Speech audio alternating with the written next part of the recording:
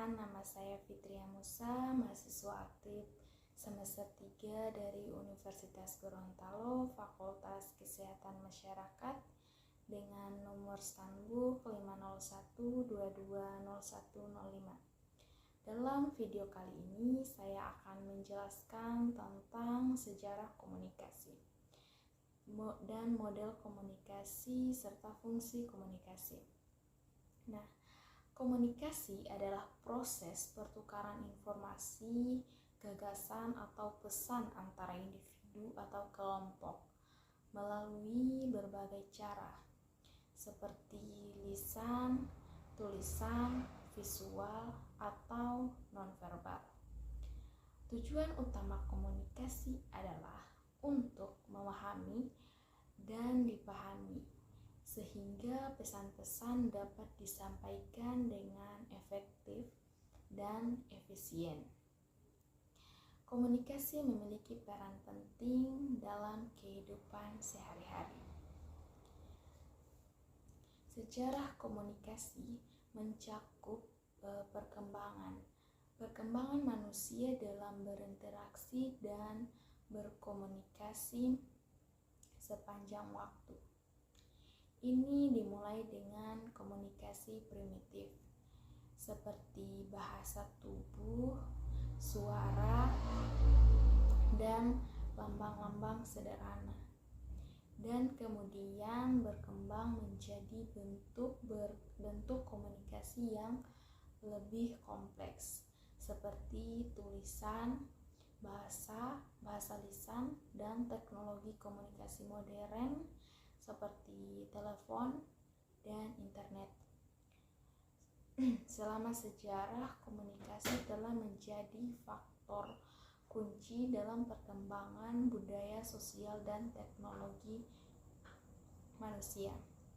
Sejarah komunikasi umum mencakup perkembangan berbagai metode dan teknologi yang digunakan manusia untuk berkomunikasi selama ribuan tahun. Manusia pertama kali berkomunikasi yaitu melalui bahasa lisan dengan suara dan kata-kata sebagai alat utama untuk berbagi informasi. Perkembangan tulisan memungkinkan manusia untuk merekam dan menyimpan informasi dalam bentuk tertulis, contohnya aksara Mesir kuno dan aksara cuneiform Sumeria. Nah, penemuan mesin cetak oleh Johannes Gutenberg pada abad ke-15 memungkinkan produksi buku dan materi cetak dengan cepat yang mengubah informasi disebarluaskan. Nah, selanjutnya penemuan telegram. Penemuan telegram ditemukan pada abad ke-19. Itu memungkinkan pengiriman pesan dengan jarak jauh menggunakan kode Morse yang revolusioner pada masanya. Alexander Graham Bell mengembangkan telepon pada tahun 1876, mengubah cara manusia berkomunikasi jarak jauh dengan suara. Nah, penemuan radio pada awal abad ke-20 dan televisi pada tahun 1920-an memungkinkan penyiaran berita dan hiburan ke audiens yang lebih luas. Nah, selanjutnya komunikasi digital. Komunikasi digital itu berkembang di komputer dan internet pada abad ke-20 membawa era komunikasi digital di mana pesan, gambar, dan video dapat dengan cepat dibagikan secara global atau secara luas. Nah, perangkat bergerak kemunculannya telepon genggam atau ponsel pada tahun 1970-an membawa revolusi dalam komunikasi pribadi, memungkinkan akses internet, pesan teks, dan telepon seluler.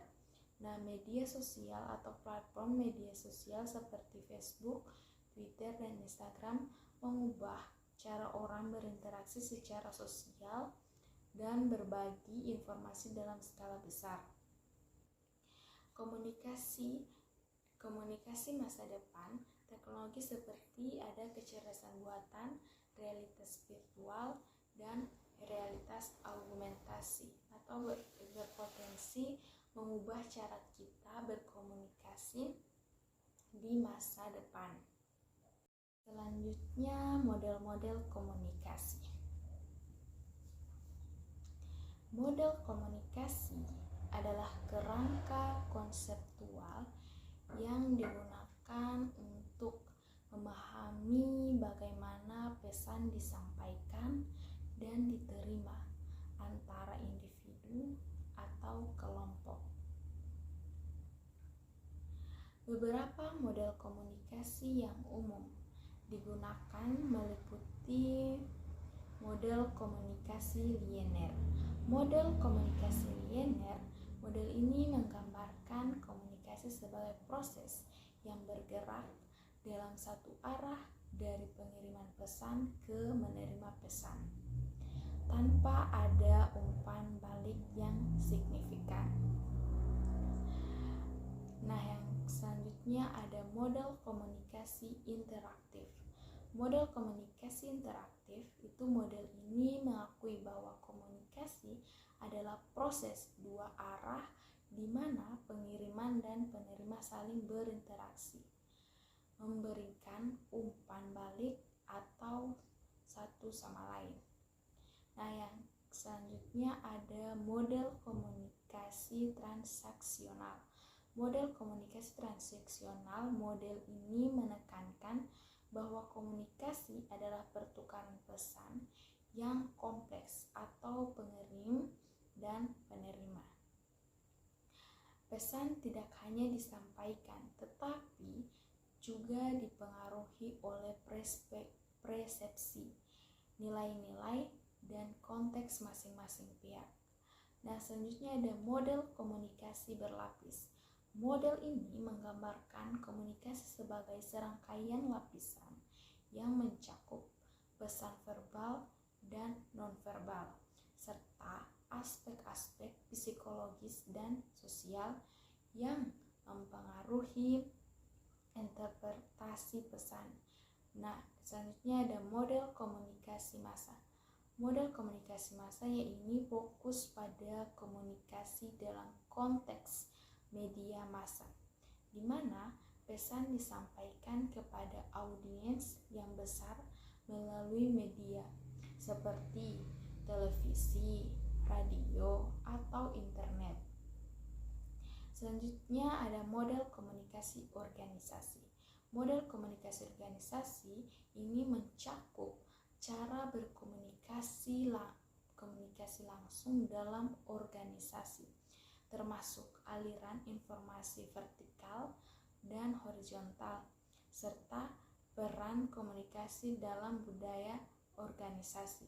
Setiap model komunikasi memiliki kegunaan dan relevansinya sendiri, tergantung pada konteks dan tujuan komunikasi.